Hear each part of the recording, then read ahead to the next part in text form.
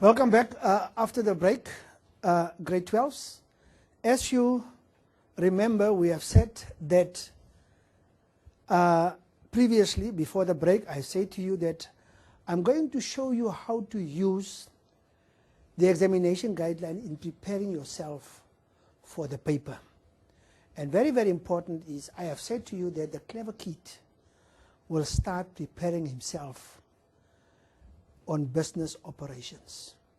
And that's why I'm going to take business operations out of the examination guideline and show you how to use it.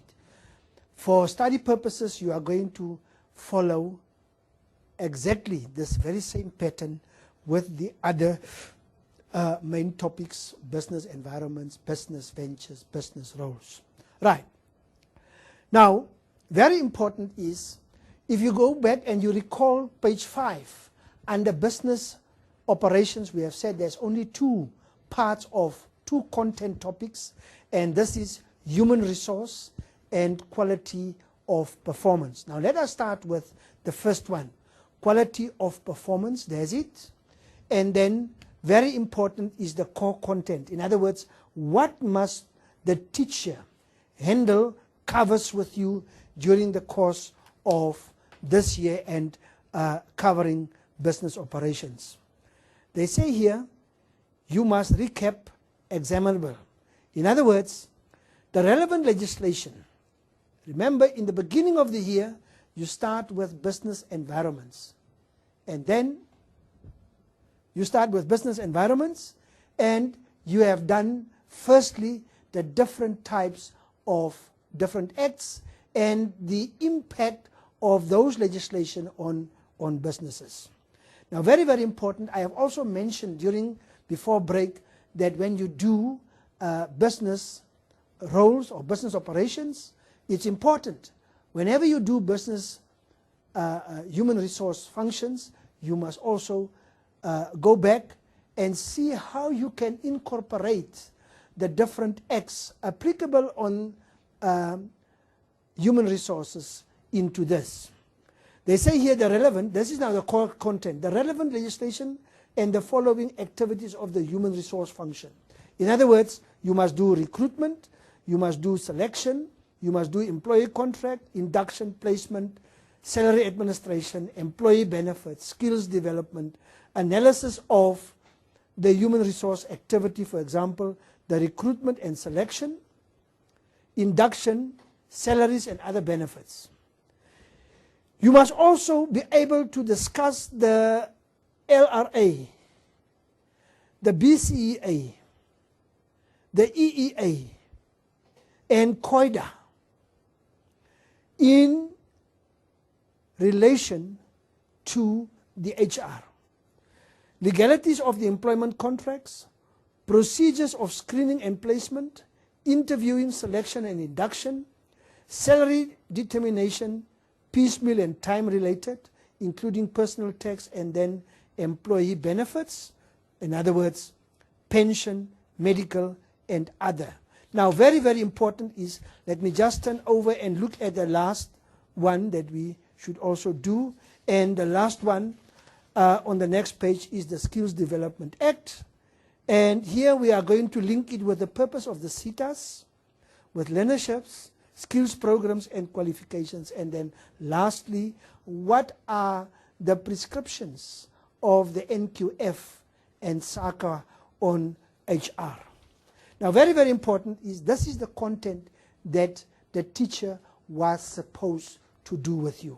In other words, not only looking at the textbook, but also go back and bring in his lessons, the influence and the impact of the legislation which they have mentioned there.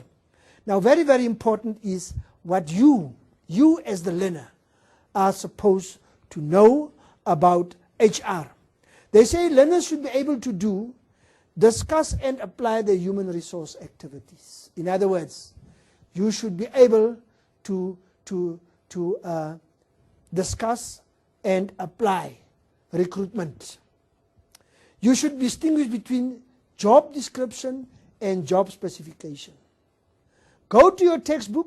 Let your textbook show you, aha, this is job description and this is job specification. Study it. Then you must be able to discuss and analyze the following human resource activities. In other words, you must be able to discuss recruitment. Remember, in June there was a question that you should differentiate between internal and external recruitment. You must do the selection, you must discuss interviews, you must induction, placement, training, retrenchment, employment contracts, salary determination, and so on. Next one is you must discuss. You must be able to discuss employee benefits on businesses. In other words, fringe benefits. What is the impact of these fringe benefits on the worker as well as on the business? Very important, I say, whenever you study pension as a fringe benefit, medical aid as a fringe benefit, provident fund, allowances, the UIF, you must be able to discuss the impact of this on the business as well as on the worker. Right. Then we move on to the next page. And then they say, you must also be able to analyze and discuss the implication of the Labor Relations Act, the BCEA, the EA, and SDA, the Skills Development Act, on human resources. In other words, if I just to make you an example, I just want to make you an example. Previously there was an essay type question where you get a question. The scenario was about a 22-year young man, 22-year-old young man who was a financial accountant, and then you had to say what will be the Basic Condition Act if this guy, the Basic Condition Act requirements on his salary, on his leave, when he starts working for a company like Coca-Cola. Now, what people has done is they come in and they talk about that the BCEA say there should be no child labor. Child labor has nothing to do with the question, because they say to you that this person is already 22 years old. He's no more a child. He's an adult. But they say to you, what will be the impact? The impact on the business as far as this accountant's salary as well as his leave conditions would apply. Then you must very, very be careful. You must also be able as a learner to distinguish between the legal and illegal strikes as described in the RRA. Now, very, very important is these things are in the textbook. A strike is legal when they have the protection.